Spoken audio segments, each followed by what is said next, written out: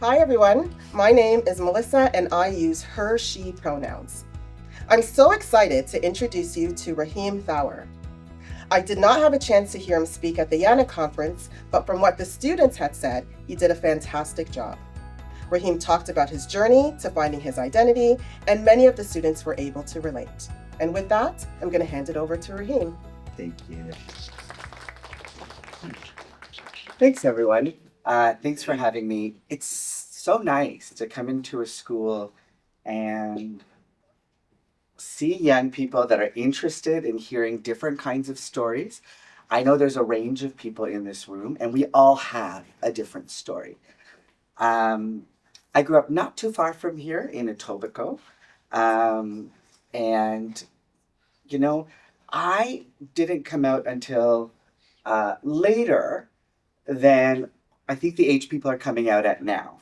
And so I want to share this story with you where I talk about being more than one thing. Before I begin, I should tell you that my pronouns are he, him. I am a social worker and a psychotherapist. That just means I work with people one on one, sometimes in a group setting to talk about mental health.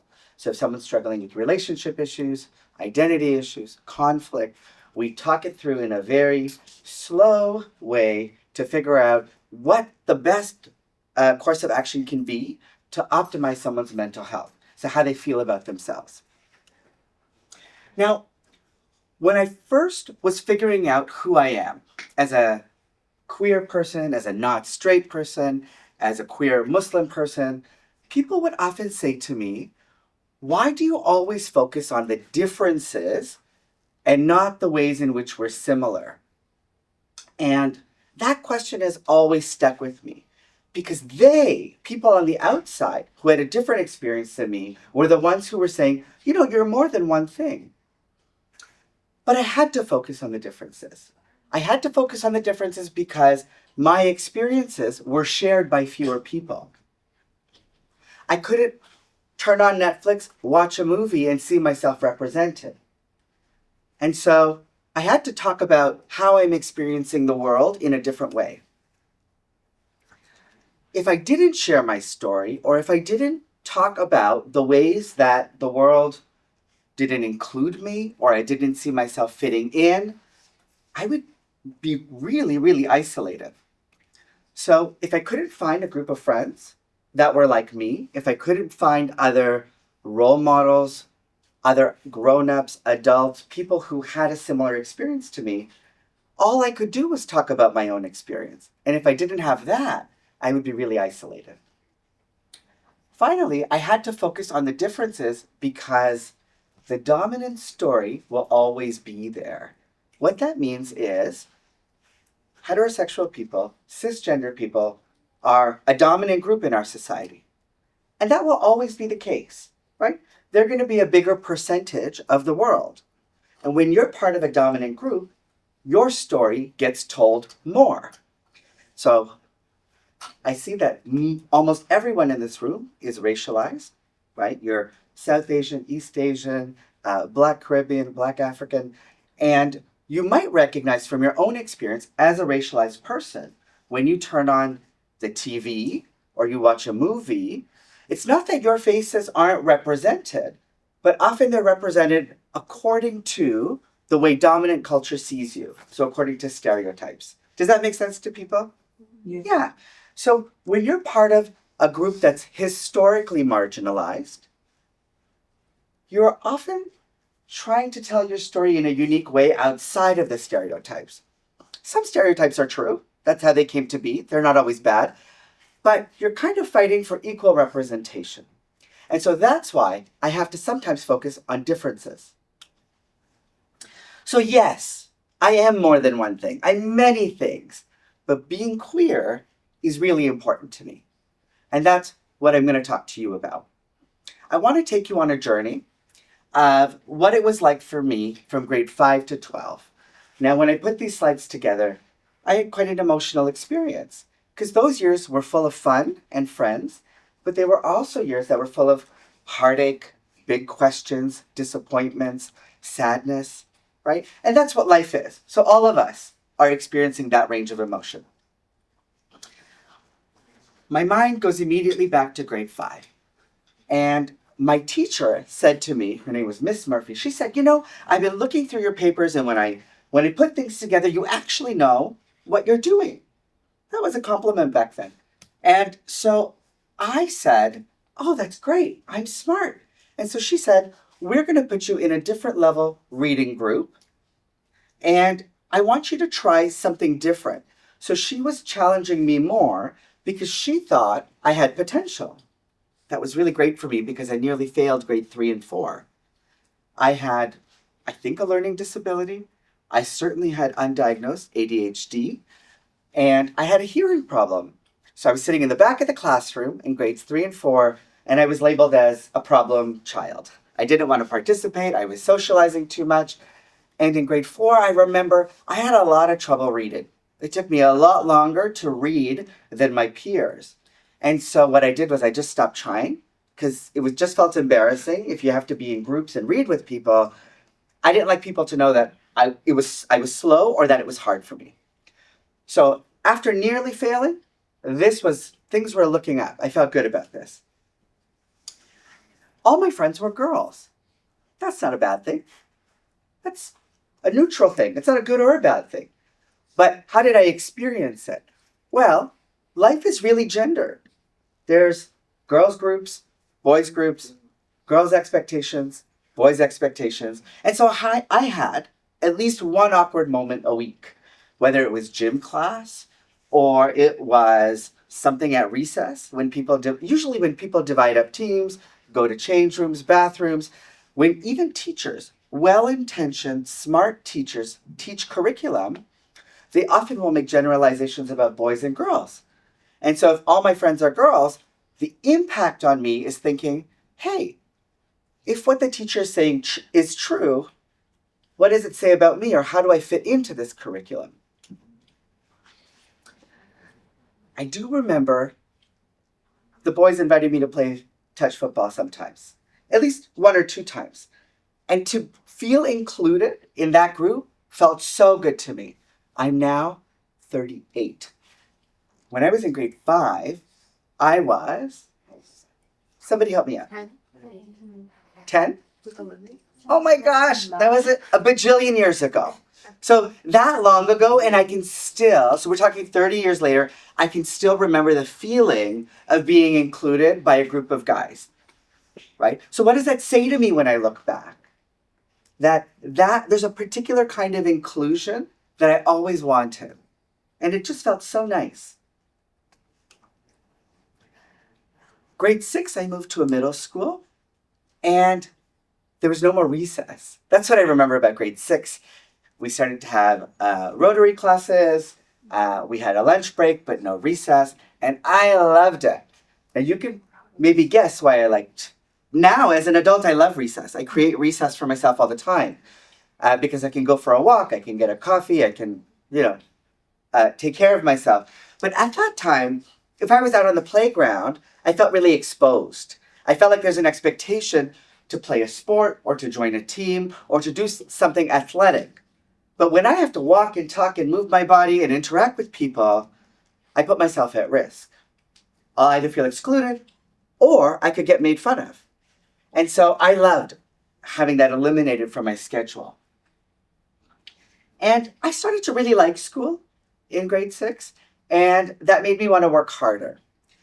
But before I say I liked school and I wanted to work harder, I just want to remind you that the turning point was in grade 5 when I got a compliment from a teacher. That's a big deal.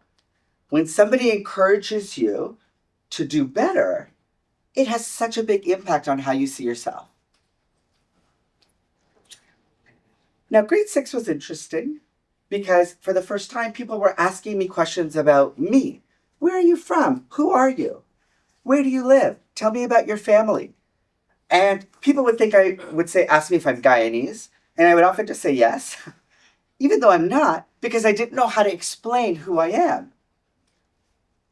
Now, just a show of hands, how many people find that they have to explain who they are to other people, and sometimes they're not sure how to do it? Okay, so sometimes it's okay to explain who you are, people asking are asking from a good place. They just want to know. And I think for me, I just thought who I was easy to understand. But until you meet other people, you realize they've had a different history. Their families had a different history. So I started to tell people I'm East Indian because I got that language from one of my teachers. She said, no, I think Rahim is East Indian. And I was like, yeah, that.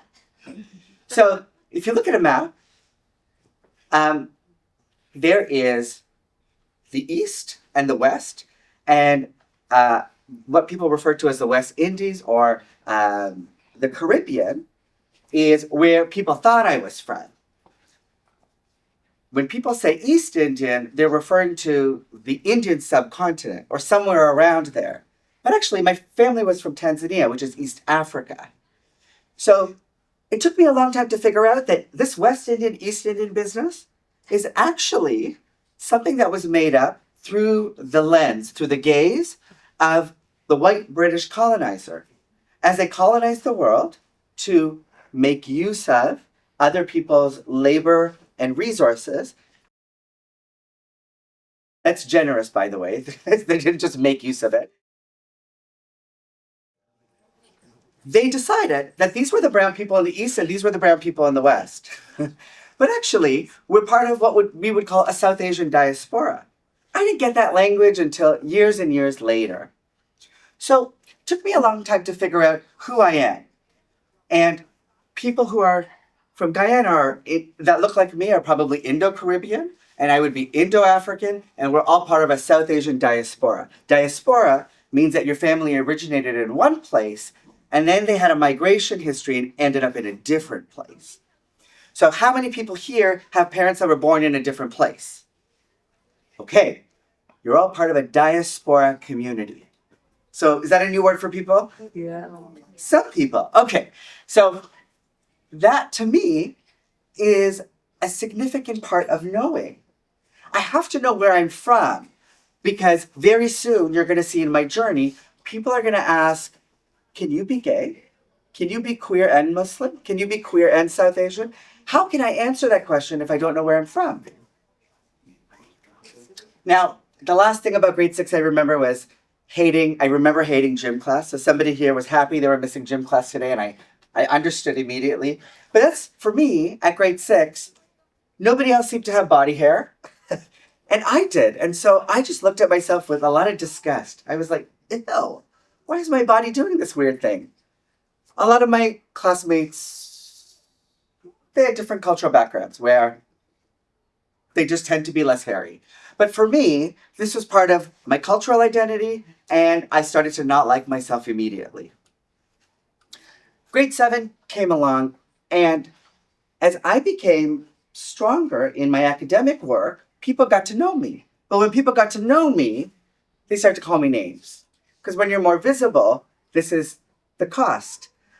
And they asked, why do you talk like that? Why do you walk like that? I didn't know I talked or walked differently. But what they meant was, why do you talk like a girl? Why do you walk like a girl? And I didn't know that girls talked and walked a different way than boys. I still don't know that that's true. And I remember having so much anger. I have a memory of somebody trying to use my pencil case, somebody sitting at my desk, a different moment where I thought somebody was having a conversation about me. I didn't even check to see if they were. And I had an outburst. I yelled at them. I grabbed my pencil case. I interrupted them to say, don't talk about me. People thought I was losing my mind. Well, what was really going on? I had so much anger about not fitting in. I had a lot of anger about not knowing my place. I had so much anger and sadness underneath the anger about not having the kinds of friends that I wanted. Sometimes I cried before bed. I remember being in the choir, and I loved being in the choir. It was so fun. But people said not nice things to boys who were in choir at that time. Maybe that's changed. And I would cry before bed saying, why am I like this? How did I become like this? And then I thought, you know what? I'm going to focus on school because my grades are all I got. It's a big part of me. So in grade 8, this is the final year of middle school, and I come from a Muslim community that's a Shia Muslim community, Ismaili Shia Muslim community. And in that community, I actually had quite a few friends. And for some reason, I don't know if they really loved me or it was denial or what it was, but they didn't question my gender or sexuality. And so I really loved that. I was like, I've got these pals. They're not questioning all of these things. I felt like I really fit in. And how many people are involved in some kind of religious or spiritual community? Okay, so it's a good number of you. And so when that's your upbringing, you know that there's lots of opportunities to volunteer and get involved. And so for me, that felt so, so nice, especially when I met elders in my community. They didn't know everything about me, but I felt like they were cheering me on. They wanted me to do really well. They were like, are you going to go to university? What do you want to study? How is school going? And if I helped an elderly person in particular, they would give what we call in Islamic culture, they would give me a dua. Like it's a kind of prayer or blessing. And I would just feel so good about that. And so grade 8 was going so well in terms of academics, and I joined all the clubs. But remember, I joined all the clubs not because I was a real go-getter, although they thought that, but I just wanted to skip, not just recess, I wanted to skip all the lunches. So I joined all the clubs. But by the end of grade 8, I got an award for it. And there was a number of people who, even those who had made fun of me during middle school, who congratulated me. And that felt really nice. So grade 8 graduation was a big deal for me. And by that point, I was well known, but I wasn't sure if I was well liked, right? You can focus on achievement. Achievement is a nice thing. But if you're only focusing on achievement, sometimes you look back and think, who are my pals? What are the connections I've made? What are the laughs I've had? And so I got in my head a lot. And I kept thinking everywhere I go, I want to prevent being made fun of. Although most of us know you can't really, it's hard to prevent that. And so the way I thought I could prevent that was trying to be more masculine. So I was going to really pay attention to how I walk, how I talk, what I say. And that was not a good thing necessarily. Because what that meant was when I wasn't getting made fun of and somebody else was, sometimes I would join in. That's not a nice thing to do. If somebody said something sexist or talked about girls in a way that didn't feel good, sometimes I wouldn't say anything or I would join in. So this is called punching down. So when you feel like you could be next, sometimes what people do is they punch down. So they make other people feel bad to save themselves. So I'm not very proud of that. Grade 9, in high school, so excited, right? But going to a new school feels hard. Change feels hard. Change is both exciting and hard. And I never want to make a decision and enter a world of change without it being a little bit hard. That's important. It was also easier to blend into the crowd because there's more people in high school. And I was spreading my wings in my religious community, doing more volunteer work, but kind of laying low at school. I had like 3 good friends, and that was good for me. But if I look back and say, if somebody asked me, how come you didn't do those extracurricular things at school? I would say, for me, that was just calculating in my mind optimal safety. Where am I getting made fun of? Where am I being accepted? I'm going to spend more time where I'm being accepted. So we all kind of have a joint responsibility to make a space inclusive and safe. Because if we don't, that can affect somebody's entire social life and all of their extracurricular activities. During high school, I came out to 3 friends, my friend Arif, my friend Alicia, and my friend Shahina. And it was kind of awkward. I was nervous, but overall, it was a good experience. And they all said, we love you. They said, I don't get this whole thing, all of them, but you're so cool. We still want to be your friend. And Arif, I think maybe because he was the only boy out of the 3, had the most questions for me and the most uncomfortable ones. But they came from a good place, and so I'm glad he asked them. Grade 12. this is the year that people are excited in September, and then by October they're anxious, and then that lasts till the rest of the year. And it's because they're thinking about, am I going to go to college? Am I going to go to university? Am I going to take a year off? And I was thinking I was going to go to university, and I was quite optimistic. But remember I told you I got quite involved in my religious community? Yeah.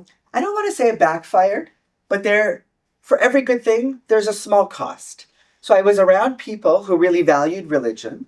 And for me, I became really, really worried. And I was thinking, what's going to happen to me if my religious community were to reject me? What if they think I'm sinful? Do I have to try to change who I am? Somebody said to me, do you think being gay is a test from Allah? That's a big question to answer. I was in grade 12. And so I felt really depressed. I didn't have a diagnosis of depression, but it was there. When you're sad for a long period of time, you know. I missed a lot of classes, like a lot. And it was a rough year. And when I did apply to school, I got accepted to 1 out of the 5 universities I applied to. Even that one I was waitlisted for, and then they let me in. Kind of not a great end to high school. Painful, in fact. But I moved away, and now I didn't know anybody, and I was excited about university. The challenge with university was that there's so many people, I almost felt anonymous. And so I thought, is this freedom, or am I completely lost? Am I in a big amusement park with no map? That first year of university, I came up to my older brother, and that was a good experience. He was at a different university, and he went to that campus club, the queer and trans campus group, and he went and asked them questions and got brochures. That was so nice. He didn't make me do all the education, which is good because I didn't have answers. All I knew was that I was different, and I was ready to tell people. And then all I could think about was coming out, and I got very worried. And when you're in this headspace of not just knowing you're different, but putting a label on being different, you start to see all the ways that you're not included in people's language, people's assumptions, the textbooks that people are teaching, the kinds of topics that people want to talk about socially. When people are watching a show and they make fun of somebody, your ear picks it up more than other people because you're like, that person might not be safe for me. Oh, that person might be safe for me. Oh, I should keep my distance from that person. Sometimes you think, well, that person's mean, but I should be friends with them as a way to protect myself. Now, how many people have parents who tell them repeatedly to focus on their studies? Nothing has changed. So here's the thing. They're good parents, right? They want us to do well. But one thing I would say is it's so hard to focus on school and to focus on grades and doing well when your social life is going to be a big part of your life. It's a big part of who you are. You can't change that. It's important. And if you're grappling with not being accepted or you're always worried about rejection, that's going to affect your mental health. And if your mental health isn't doing so good, I don't know that you're going to be able to study or focus on school in the best way possible. So I was starting to think, my religion won't accept me. And so I was feeling angry and betrayed. And then I thought, forget God. I'm over that guy. And so I was like, I'm an atheist. And I joined an atheist club. And, those folks were refreshing, a bit strange. I didn't get, we had very different upbringing, so I didn't understand them very well. But their views were refreshing. But then I felt angry and resentful towards my straight friends because I felt like they didn't get how to support me. I said to a friend of mine, hey, why don't you come to the village with me? We were old enough now. And I said, let's go to the gay bar. I want to, because we would go dancing every week at some other place. I said, come to this bar. And my friend would say, or at least one person said, well, if I go to that place with you and somebody else sees me, they're going to think I'm queer or I'm a lesbian. And I don't want that. And I thought, so if somebody thought you were queer, that would be a bad thing. But you support me. That didn't make sense to me. That immediately made me feel terrible. So I took myself dancing, weekly in fact. And that was the best escape ever. My final years of university, most people spend 4 years. I needed a fifth year. And I was experiencing a lot. One of the most difficult experiences during my undergraduate degree was when I experienced very aggressive homophobia. There was an incident where people from my South, I had a night out, and there was a lot of people from my South Asian community, and some of the guys in particular started behaving very badly. And they decided to target me with slurs and the very real threat of violence. And I knew that that was a very big experience. It had shifted something inside me. Because I thought for a long time, I can be who I am, I can do anything. And suddenly I started to feel scared. I thought, oh, maybe I can't go anywhere. Maybe I really have to be careful. And then, not a year later, my friend Sean was in an elevator with some people, and they beat him up and they ran. And I know that day very well because it was my birthday. And so once I saw Sean, we rushed him to the hospital. And that experience also changed my life. It made me realize that people's hate are not just opinions. People's opinions that are hateful have very real weight and very real consequences. Because if they act on those, or they use their opinions to justify violent behavior, that puts a lot of people in trouble. At age 22, I came out to my parents. My brother helped me, and I had waited a bit to do this. It was hard, it was painful, and it was scary. But I also felt so relieved. Imagine yourself carrying a backpack with 12 textbooks in it. Nobody should carry 12 textbooks. Not only do you not need 12 textbooks in a day, that's too much for our little backs to carry. So I felt like you're giving me a look like you could do it. But the point is, you shouldn't have to. And so when I did come out, even though it wasn't like a magical, beautiful experience, it was difficult. I did feel like I was only carrying 2 textbooks. And then I felt free enough to meet other people like me and to be out on campus. Before that, I was really worried. I thought, if I come out or if I join a group, people will find out or somebody will talk and then somebody will tell my family.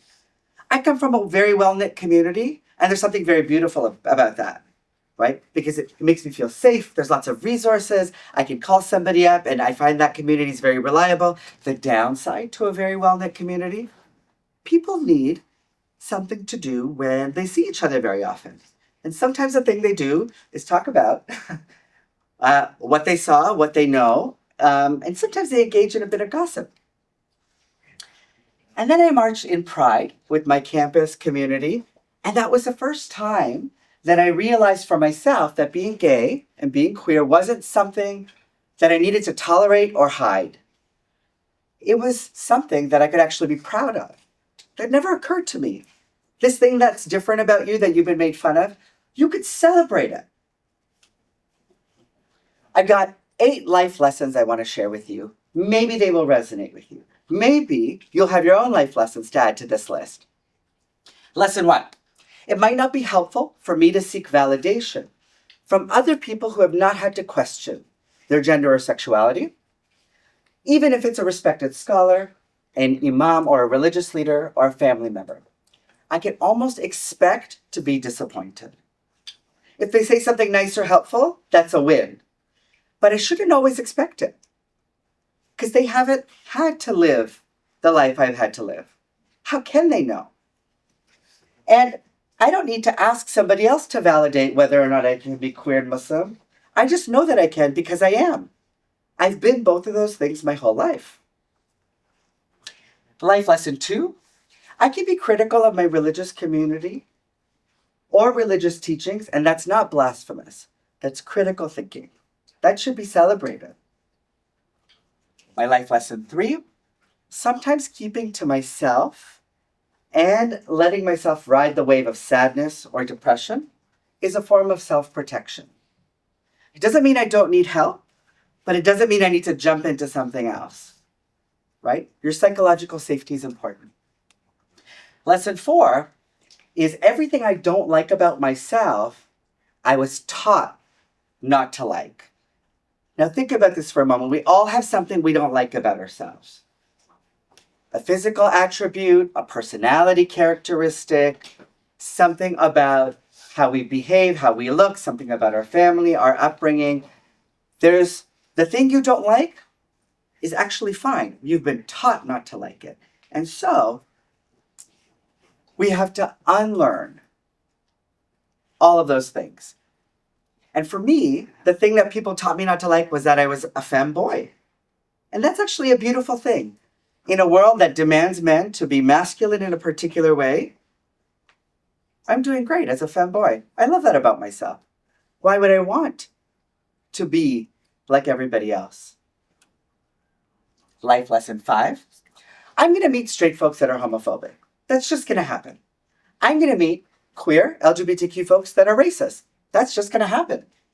I'm going to meet lots of people that are uncomfortable with me. But as a psychotherapist, I also know that a lot of people who experience discomfort in my presence are often struggling with their own gender or sexual identity. And their discomfort is their starting point for figuring out who they are. What I also know is that we all deserve dignity and care as a starting point for conversation and learning. Life lesson 6. I can't say that my culture doesn't accept me. My culture isn't out there. Culture isn't something that happens to you. Culture is something that you're part of. There's people in this audience right now that are braiding hair. That's beautiful. That is culture. The way we connect with people is culture. The things we write, the stories we tell, the art we create, that's culture. So I can't say my culture doesn't accept me because I'm creating and making more visible a part of my culture that other people would prefer was hidden. Life lesson 7.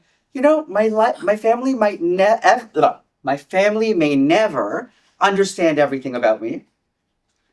And I'm not going to be all of the things they imagine me to be. But that's okay. I'm not an extension of them. They're separate people than I am. So we can grieve, meaning we can be sad about what the other person or party is not and still love each other. That's how I define family. I would say my queerness is a superpower. If someone said, Rahim, would you choose to be gay or straight? I would say, I would choose to be gay. And I say that because it's not just who I'm attracted to. It's an identity. It's a perspective. It is a bank of knowledge. It gives me a critique. It helps me understand other people's experience of oppression. I wouldn't trade that in for anything. So yes, I am more than one thing. But when the world tries to erase my queerness, that's all I can be. And so I need my queerness to be seen, acknowledged, affirmed, and celebrated. Thank you very much.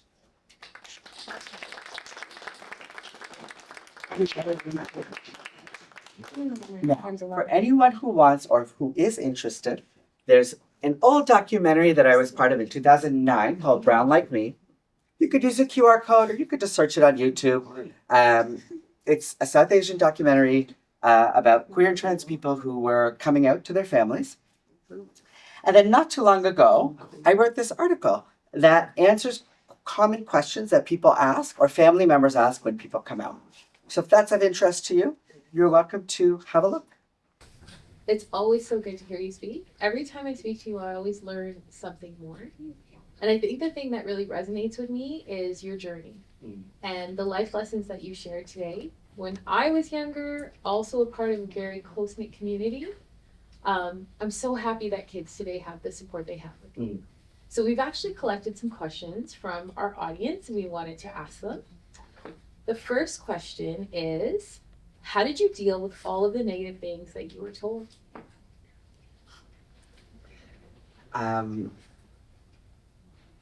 in all honesty, um, okay, first I'm going to say what I think people expect me to say. I think people expect me to say, I focus on myself. I just had to believe in myself. I just had to be confident. Um, but I'm going to say that wasn't it. This idea of like focus on yourself and don't pay attention to what other people think, that didn't fit for me. Maybe it does for some people. I strongly know and believe that being in community and connection with other people is how I learn to love myself. I can't just love myself on my own in a vacuum. That does not make sense to me. I grew up in a big family, in a big community. We're always there for each other. So when we continue to be there for each other, that's how I know I'm okay and I'm loved. So when people said negative things to me, for me, I didn't have like a superpower coping mechanism. I kind of held it all inside. And looking back, I wish I could have talked to more people about it. But I will say that more than somebody calling me a slur, because that was painful, the feeling that I was fighting the most was fear. There's a fear, like, what if what they're calling me is true? And I think that fear, the only way I could contain it was by redirecting my energy on something else. So the people I did like to hang out with, I spent more time with them. The people that did feel safe, I just spent time with them. And I tried to avoid situations, settings that would be very activating. You know, so somebody could look at me and say, "Hey, you skipped all those recesses and lunches. You missed out on an opportunity." And I would say, "That's what self-protection looks like." Did you tell your family that you were queer, and how did they react? What I said, I remember this, it was an evening. We went to Jamaat Khana, which is where we go to pray. And we go on, as a Muslim, we go, our day of prayer is Friday. And so we came back and we were sitting in our living room with chai. This is like what we do. I said to my family, during a commercial or something, and my brother knew I was going to do this. And I said to him, so he knew, my brother knew I was going to do this. I said to my family, you know, there's some really close friends in my life who know me really well. And I realized recently that they know me better than you. And I don't want that anymore. I kind of want you as my parents to know me as well as my closest friends do. And so then I just blurted out, I was like, guys, I'm gay. And it wasn't a great reaction. They were crying. They had questions. Some of their questions weren't great questions either.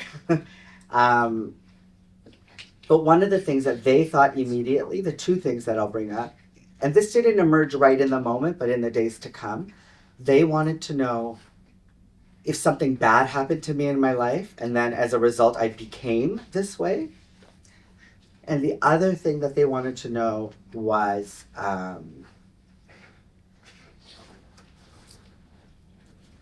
if I, sorry, it's kind of emotional actually, even after all these years. The other thing that they were really wanting to know was if I could change. Those were the two things. How did you become this way? Did something bad happen in your life? Can you change?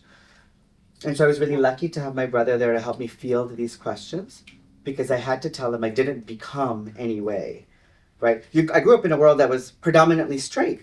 The majority of the world is straight, and they will continue to be. So that's the dominant influence. So people have always been influencing me to not be gay. But despite that strong influence, I just knew that I was different. And so the second part of that was, there's no changing. I can't change, and nor do I want to. And it took some time to talk about, like, being gay or queer is not a result of trauma, because I think that's one of the things they thought. One of the things that they were also thinking was that being gay or queer is a Western thing. And because by then I knew myself more, I had looked up, queer imams, queer affirming imams, like Dr. Amina Wadud. I had met other queer South Asian people, and I looked into histories of how our people had a lot of gender and sexual fluidity before colonization. And so I was really prepared at that point to tell them, no, being queer is part of our culture. It's just been marginalized. And what can you tell us about the moment of acceptance that you felt from your parents when you're like you felt that moment of acceptance? Just a day or two later, my dad came into my room and he said, I talked to your brother and I don't understand this, but in this house, you're part of this family. And you're not going to be discriminated against in this house. And that was very powerful for me. Yeah. Because there was so much he didn't understand.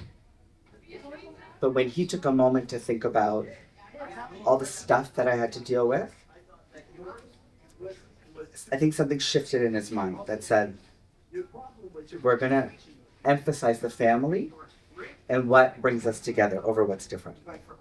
That's so beautiful. Very nice. How did you deal with all the negative stuff said to you for being a queer Muslim?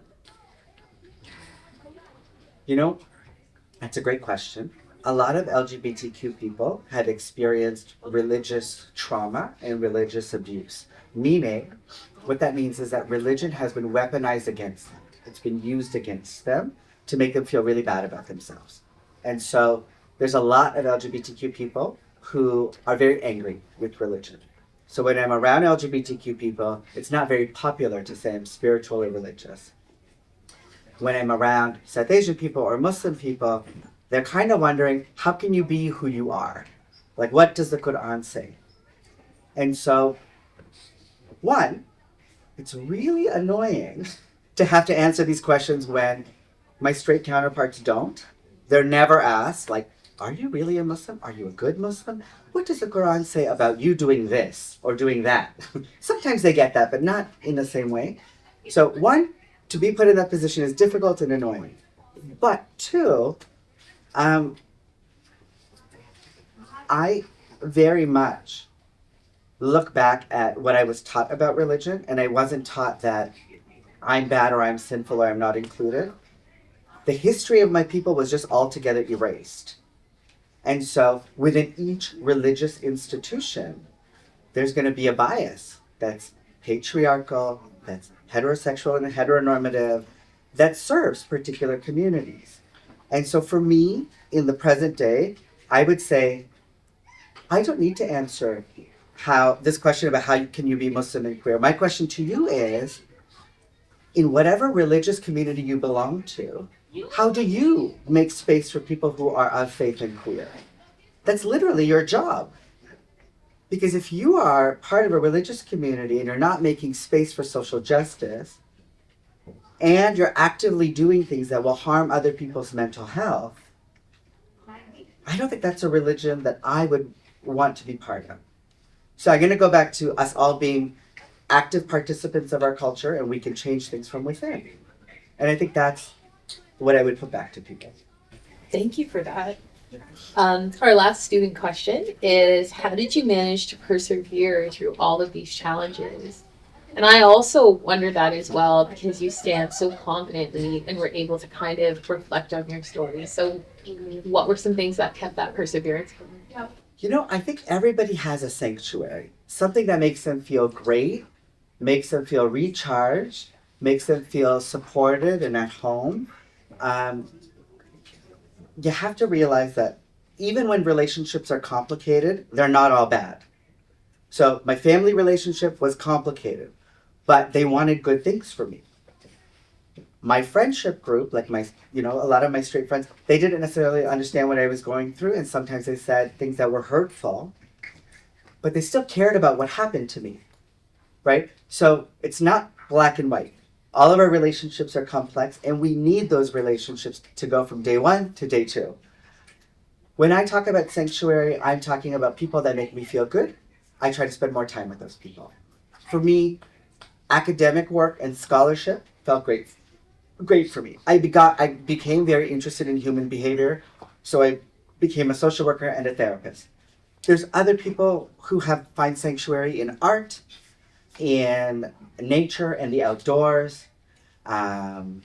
People will find their outlet in some way, and you'll know it's a sanctuary because you'll be your most authentic self in that place without having to worry about who you are or how you look.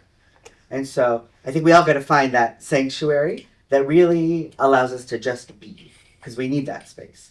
Oh, that's beautiful. Thank you. Thank you so much. Before we go, I just wanted to read a poem Sure. that a Peel student wrote. And it's very beautiful. It's called Love. I've always known that people don't really like me by the way they look at me and talk to me. But I've always wondered what they say about me. The way they ask me, "Are you gay?" in that disgusted tone. It hurts, kind of like a hard punch to my gut. I have always said no, but is it really the truth?